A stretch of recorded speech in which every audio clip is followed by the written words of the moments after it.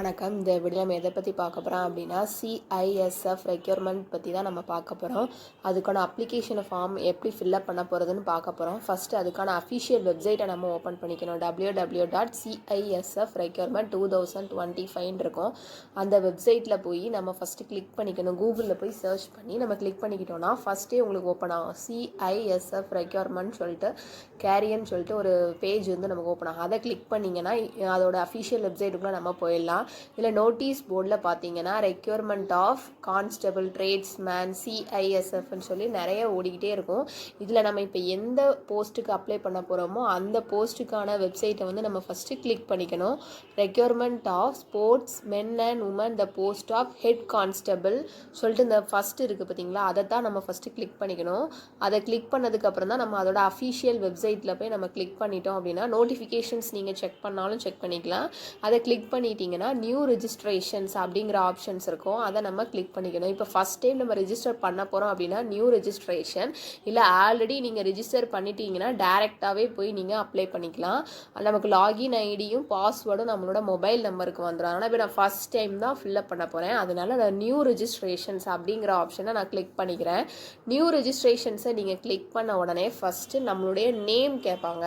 நம்மளுடைய நேமை நம்ம டைப் பண்ணிக்கணும். நெக்ஸ்ட்டு பார்த்தீங்கன்னா வெரிஃபை நேம், நம்ம ஃபஸ்ட்டு எந்த நேம் எழுதணுமோ அதே தான் செகண்ட் நம்ம டைப் பண்ணிக்கணும். Have you ever change name, எப்போவாச்சும் நம்ம நேம் சேஞ்ச் பண்ணியிருக்கோமா அப்படின்னு சொல்லி கேட்டிருக்காங்க. எஸ்ங்கிற ஆப்ஷனை கிளிக் பண்ணிங்கன்னா என்ன நேம்னு சொல்லி அதை கீழே எழுதணும். நோங்கிற ஆப்ஷன் கிளிக் பண்ணிட்டீங்க அப்படின்னா தேவையில்ல. நெக்ஸ்ட்டு ஃபாதர் நேம் கேட்டிருக்காங்க. மெட்ரிகுலேஷன்ஸ் நம்ம வந்து இப்போ 10th சர்டிஃபிகேட்டில் என்ன இருக்கோ 12th சர்டிஃபிகேட் இருக்கோ அதுபடி தான் நம்ம வந்து டைப் பண்ணிக்கணும். ஃபாதர் நேம், நம்மளுடைய ஃபாதர் நேமை டைப் பண்ணிக்கணும். வெரிஃபை ஃபாதர் நேம்னா ஃபாதர் நேமில் என்ன டைப் பண்ணிங்களோ அதை அப்படியே நீங்கள் வெரிஃபை ஃபாதர் நேமில் டைப் பண்ணிக்கணும். நெக்ஸ்ட்டு பார்த்தீங்கன்னா மதர் நேம், அதே மாதிரி மதர் நேம் வெரிஃபை மதர் நேம்னா அதை திரும்ப அப்படியே நம்ம டைப் பண்ணிக்கணும். 10th சர்டிஃபிகேட்ஸில் என்ன இருக்கோ அதை தான் நம்ம சர்டிஃபிகேட்ஸில் என்ன இருக்கோ அதை தான் நம்ம எழுதிக்கணும். டேட் ஆஃப் பர்த், நம்மளுடைய டேட் ஆஃப் பர்த்தும் அதே மாதிரி நம்ம செலக்ட் பண்ணி சூஸ் பண்ணி நம்ம அதில் டைப் பண்ணிக்கணும். வெரிஃபை டேட் ஆஃப் பர்த்னா அதை அப்படியே நம்ம எழுதிக்கணும். நெக்ஸ்ட் ஜெண்டர் பார்த்தீங்க அப்படின்னா மேலா ஃபீமேலா டிரான்ஸ்ஜெண்டரான்னு கேட்டிருக்காங்க.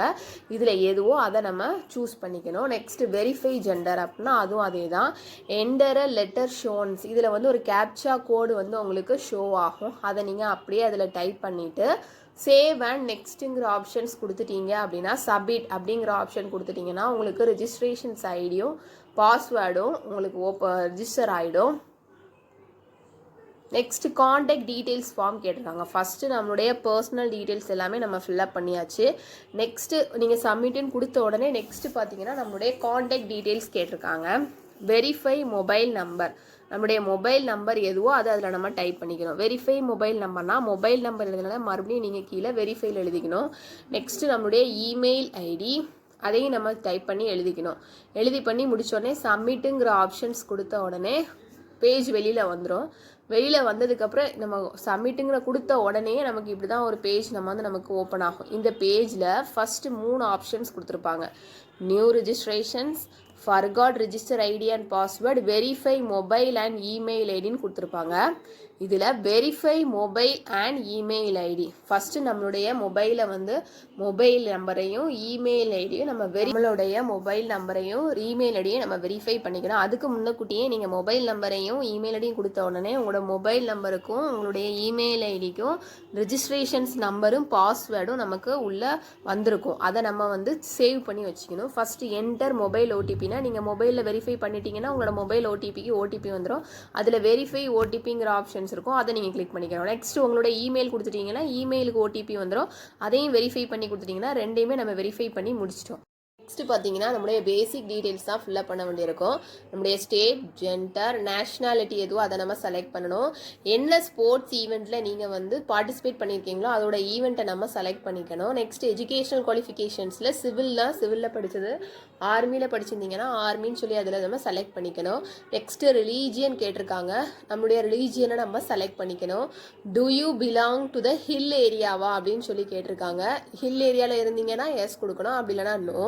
விசிபிள் ஐடென்டிஃபிகேஷன் மார்க்ஸ்ன்னு சொல்லி கேட்டிருக்காங்க. நம்மளுடைய ஐடென்டிஃபிகேஷன் மார்க்ஸ் 2 இருக்குது, அதை நம்ம டைப் பண்ணி நம்ம அதில் எழுதிக்கணும். என்னென்ன மார்க்ஸ் இருக்கோ அதை நம்ம க்ளீனாக அதில் நம்ம டைப் பண்ணி எழுதிக்கணும். நெக்ஸ்ட்டு பார்த்தீங்கன்னா நம்மளுடைய மொபைல் நம்பர் கேட்டிருக்காங்க. மொபைல் நம்பர் அதில் நம்ம டைப் பண்ணிக்கணும். நெக்ஸ்ட்டு பார்த்தீங்க அப்படின்னா இமெயில் ஐடி, நம்மளுடைய இமெயில் ஐடியும் கேட்டிருக்காங்க, அதையும் நம்ம அதில் டைப் பண்ணிக்கணும். டைப் ஆஃப் ஐடி கார்ட்ஸ்ன்னு சொல்லி கொடுத்துருக்காங்க. ID card number and details, ஏதாச்சும் ஒரு ஐடி கார்டு நம்ம செலக்ட் பண்ணி நம்மளுடைய ப்ரூஃபுக்காக ஏதாச்சும் ஒரு ஐடி கார்டு கேட்பாங்க. அந்த ஐடி கார்டு நம்ம செலக்ட் பண்ணிவிட்டு அந்த கார்டோட டீட்டெயில்ஸையும் நம்ம அதில் டைப் பண்ணிக்கணும். நெக்ஸ்ட்டு பெர்மனன்ட் அட்ரஸ் நம்மளுடைய வீட்டு அட்ரஸ், தெரு நேம் என்ன, போஸ்ட் என்ன போஸ்ட்டு, ஸ்டேட் என்ன ஸ்டேட், அப்புறம் டிஸ்ட்ரிக்ட், இது எல்லாமே செலக்ட் பண்ணிவிட்டு பின்கோட். இப்போ பெர்மனன்ட் அட்ரஸும் நீங்கள் இருக்கிற ப்ரெசன்ட் அட்ரஸும் சேம் அப்படின்னா சேமுன்னு கொடுக்கணும். அப்படி இல்லை அப்படின்னா நீங்கள் 2 அட்ரஸுமே டிஃப்ரெண்ட்னா 2 அட்ரஸ்லேயுமே நீங்கள் டைப் பண்ணிவிட்டு உங்களுடைய எந்த அட்ரஸ் நீங்கள் இப்போ இருக்கிறீங்களோ அந்த அட்ரஸ் தான் நீங்கள் செலக்ட் பண்ணிக்கணும்.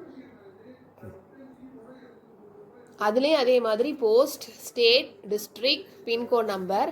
அதுக்கப்புறம் நீங்கள் வந்து சென்ட்ரல் கவர்மெண்ட் எம்ப்ளாயா அப்படின்னு சொல்லி கேட்டிருக்காங்க. எஸ்னா எஸ், இல்லைனா நோ கொடுத்துக்கணும்.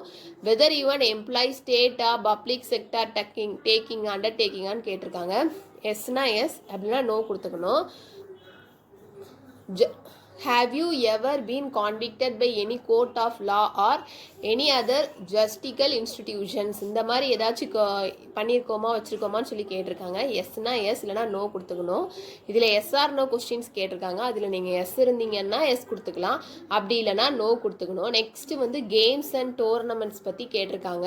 என்னென்ன கேம்ஸ்னு நீங்கள் செலக்ட் ஆகிருக்கீங்க, நேஷ்னலா இன்டர்நேஷ்னலா அப்படின்னு சொல்லி நீங்கள் அச்சீவ் பண்ண எல்லாத்தையுமே அதில் நீங்கள் செலக்ட் பண்ணிக்கணும். என்ன டோர்னமெண்ட்டில் விளையாடிருக்கீங்க, என்ன பிளேஸில் விளையாடிருக்கீங்க, அந்த டோர்னமெண்ட் வந்து எந்த டேட்லேருந்து எந்த டேட் வரைக்கும் நடந்துச்சு, உங்களுடைய அவார்ட் டீட்டெயில்ஸ் என்ன, உங்களுடைய ஆக்ஷன் என்னங்கிறத எல்லாத்தையுமே அதில் நீங்கள் சூஸ் பண்ணிக்கணும்.